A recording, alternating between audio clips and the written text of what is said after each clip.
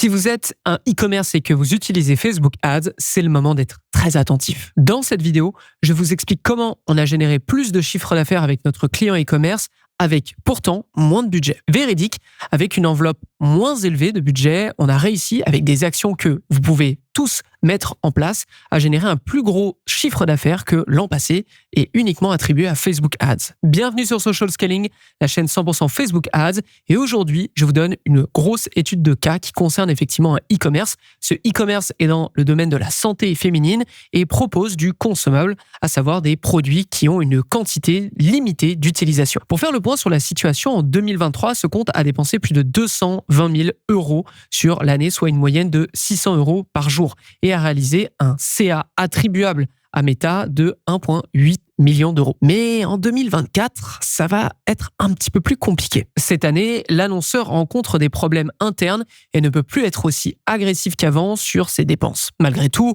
on vise de la croissance, donc grâce à une fondation financière qui est bien remplie de notre côté.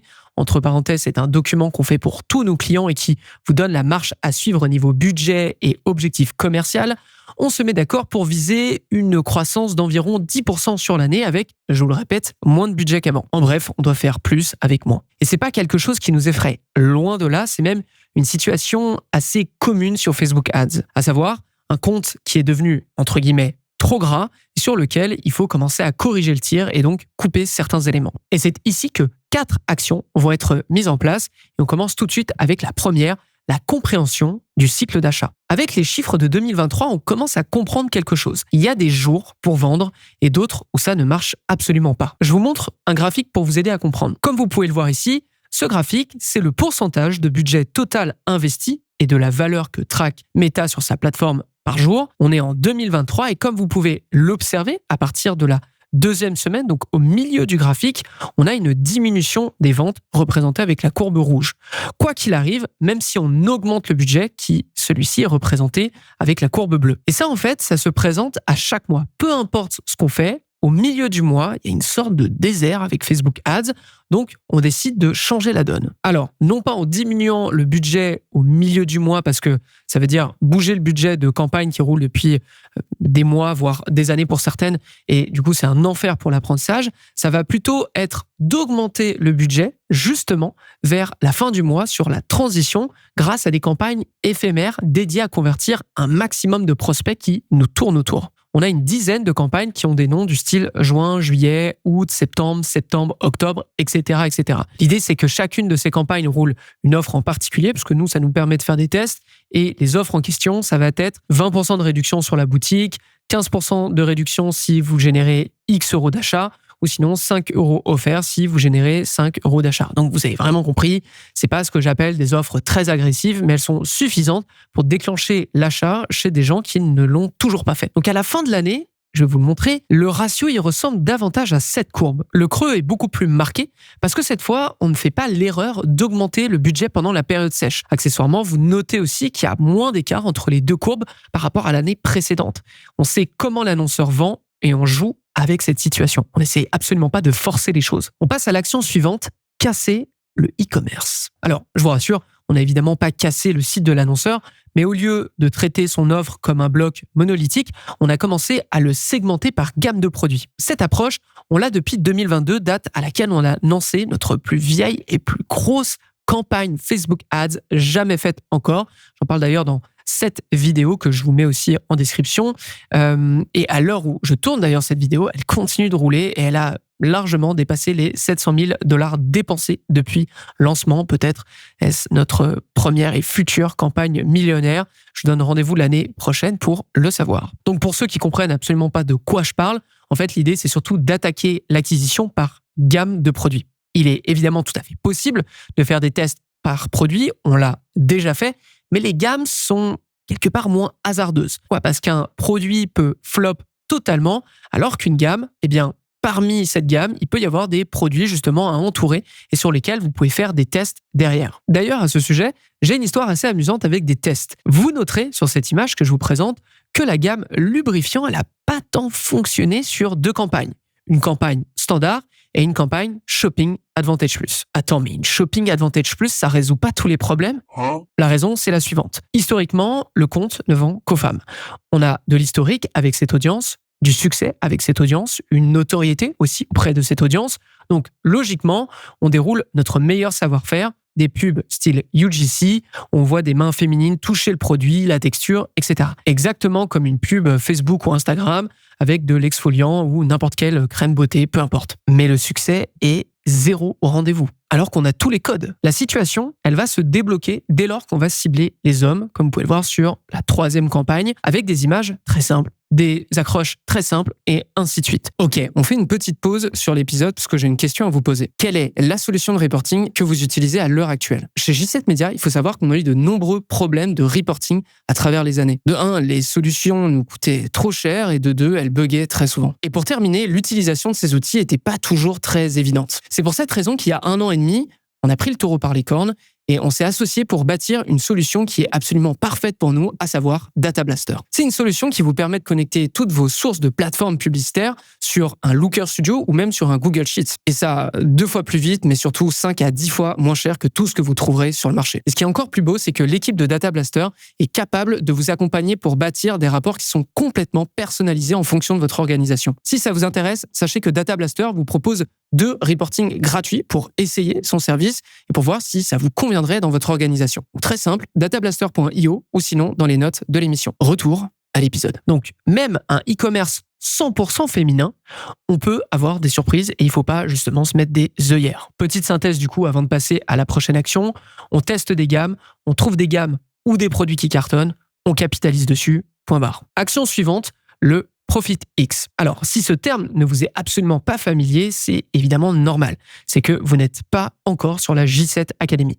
Petite parenthèse, la J7 Academy, c'est notre écosystème avec lequel on forme n'importe quel média buyer sur Facebook Ads, qui soit débutant, expert, qui soit en agence, qui soit freelance, qui soit chez l'annonceur, grâce à 3 piliers. Le premier pilier, c'est une plateforme avec plus de 150 heures de cours sur tous les sujets, que ce soit de tracking, de création, de paramétrage, etc. sur Facebook Ads, ce qui vous permet évidemment de connaître toutes les meilleures pratiques. Ensuite, ça va être un espace Slack qui est dédié. Ça veut dire que toute la semaine, vous pouvez échanger avec nous sur Facebook Ads, sur Google Ads, sur de l'emailing, peu importe vos questions. On a toute notre équipe qui va pouvoir y répondre.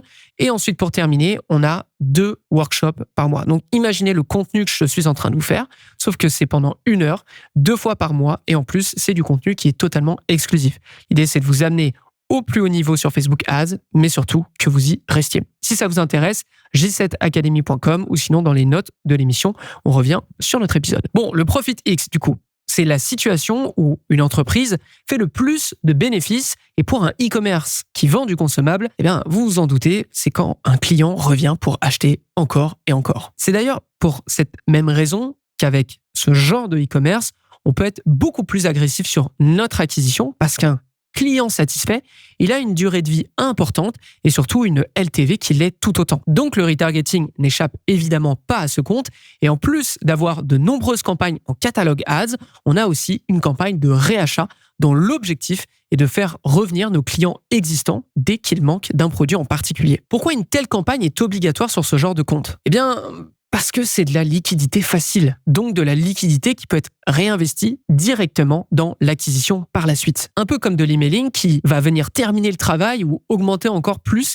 la LTV de votre client et qui vous coûte quasiment rien par rapport à ce que ça vous rapporte. Donc, vous vendez du consommable, vous avez une campagne de réachat, c'est obligatoire. On passe à la dernière action, déclinaison de concept. Chez cet annonceur, à force de tester, on a trouvé quelle était la meilleure pub, ou plutôt le meilleur concept publicitaire à utiliser sur ce compte, c'est celui du breakdown. Alors, le breakdown, on en a déjà parlé l'année dernière, notamment avec cette vidéo que je vous mets dans les notes de l'émission avec Antonia.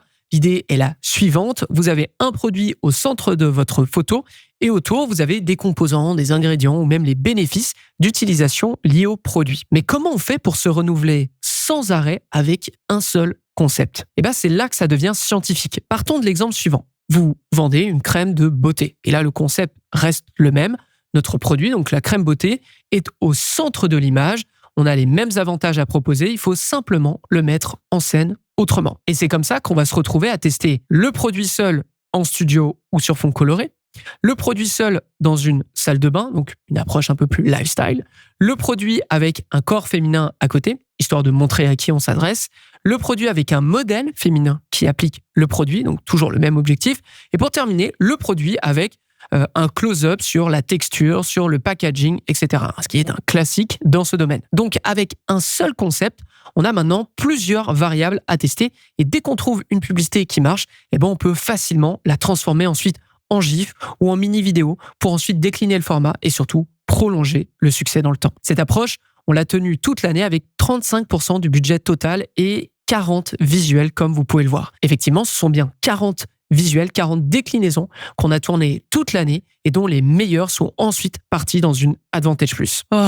Petite synthèse. Ces efforts cumulés, à la fin de l'année, ils nous permettent de générer un CA de 2,2 millions d'euros, soit une augmentation de 20% par rapport à l'année précédente et pourtant avec un budget diminué de 18%. Accessoirement, quand ça nous coûtait 15 euros pour aller chercher un nouveau client en 2023, en 2024, c'est tombé à 8 euros en moyenne. Donc bref, une très bonne opération. En conclusion, pour vous qui m'écoutez, on a entouré les moments où on faisait le plus de ventes toute l'année et on a construit dessus. On a fait des tests sur des gammes de produits. On a mis en place du retargeting pour des clients existants et on a testé un maximum de déclinaisons sur un concept qu'on maîtrisait et qui nous apportait déjà beaucoup de résultats. Vous serez largement capable de réitérer toutes ces actions, je pense. Et si vous cherchez plus de contenu précis et réplicable sur Facebook Ads, ça se passe sur cette chaîne, Social Scaling. Vous pouvez donc vous abonner ou nous retrouver d'ailleurs en podcast sur Apple Podcasts ou Spotify, ou sinon, et je vous laisse dans les notes de l'émission, J7 Academy, j7academy.com, qui est notre écosystème pour former n'importe quel média buyer dans le domaine. Voilà, c'est tout pour cet épisode. J'espère que ça vous a plu. N'hésitez pas à me le faire savoir dans les notes, ou plutôt dans les commentaires. Et moi, je vous donne rendez-vous sur un prochain Social Scaling, mercredi prochain. Bon média buying à tous.